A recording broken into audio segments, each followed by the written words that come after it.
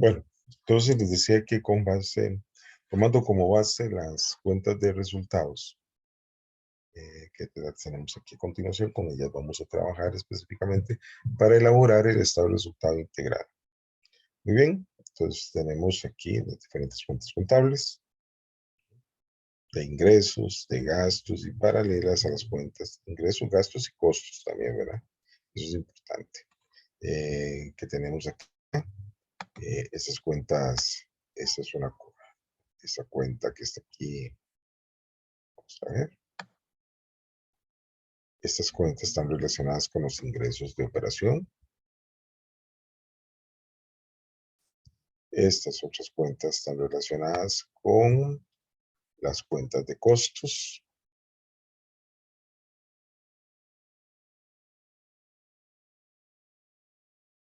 Y estas otras cuentas están relacionadas acá. Veamos hasta aquí, por ejemplo.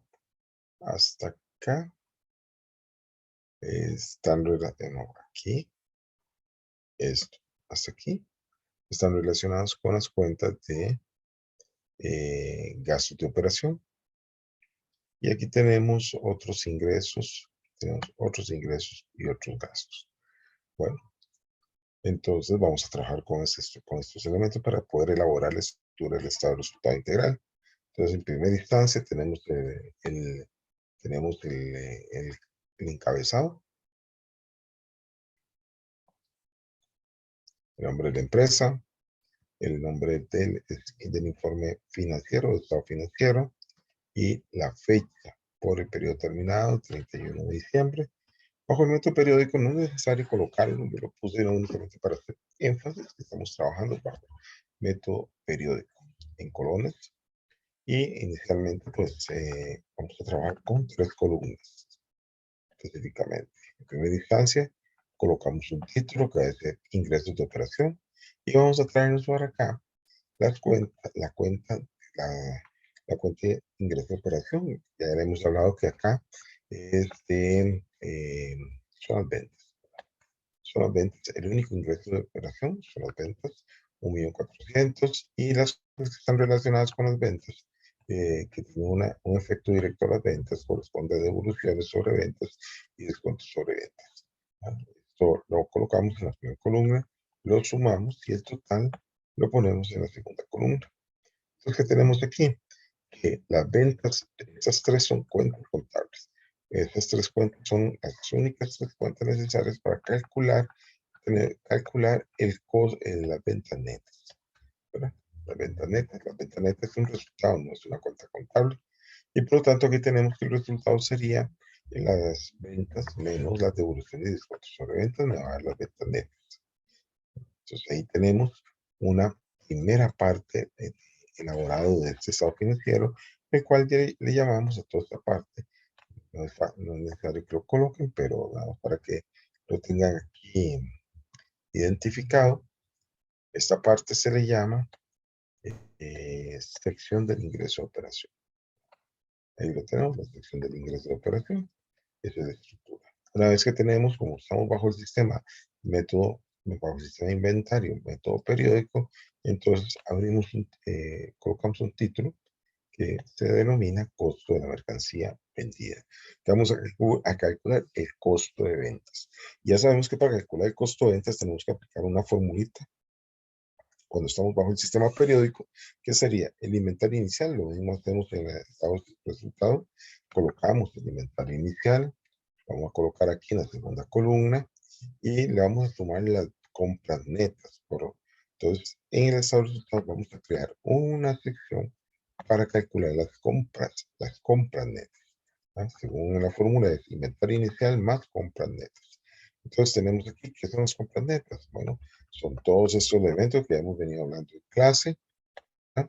Compras, más fletes sobre compras, menos devolución de compras, menos descuento sobre compras, y esto nos va a dar el costo, este es otro resultado, que nos va a dar el costo de las compras netas. Entonces, siguiendo la fórmula, el inventario inicial más compras netas me va a dar ¿qué? La mercancía disponible para la venta. Lo que tengo disponible para vender. A esto le restamos el inventario final que nos lo da bajo una nota, ¿verdad? Aquí, recordemos que el inventario inicial bajo el sistema periódico siempre va a venir en la balanza de comprobación. Aquí tenemos el inventario inicial. Y el inventario final se nos va a dar mediante una nota. Y por aquí lo habíamos leído, ¿verdad? Aquí tenemos el valor del inventario final. Entonces tenemos aquí que son 35.000 colones, se los restamos a la mercancía, se los restamos al costo de la mercancía disponible para la venta, y eso nos va a dar otro resultado llamado costo de la mercancía vendida o igual costo de ventas, ¿verdad? Entonces ahí ya hemos calculado, vean ustedes, hemos calculado la información del costo de ventas. Ahora tenemos que las ventas netas menos el costo de ventas me va a dar la utilidad bruta sobre ventas.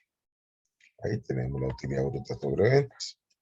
¿Sí? Entonces, de ahí, toda esa parte que tenemos aquí, que hemos elaborado, se conoce como la sección del costo de ventas. ¿Verdad? Como la sección del costo de ventas. No es necesario que lo coloque, nada más para que lo identifiquen. Y ahí tenemos la utilidad bruta. Entonces, para poder obtener la utilidad bruta, simplemente cogemos las ventas netas, que ya lo hemos calculado, menos el costo de ventas. Y ahí tenemos las ventas netas. Posteriormente, ahora sí, ya esto es prácticamente una de las partes nuevas del estado financiero. No lo conocíamos, o sea, no lo trabajamos con empresas de servicios. Y luego, una vez que hemos obtenido las utilidades brutas sobre ventas, generamos un apartado que ya ustedes conocen, que es el apartado de los gastos de operación. Y lo primero que se coloca son los gastos de operación de ventas, ¿verdad? Entonces nos traemos de la balanza de comprobación todas las cuentas que tienen saldos, ¿verdad? Y corresponden a ventas.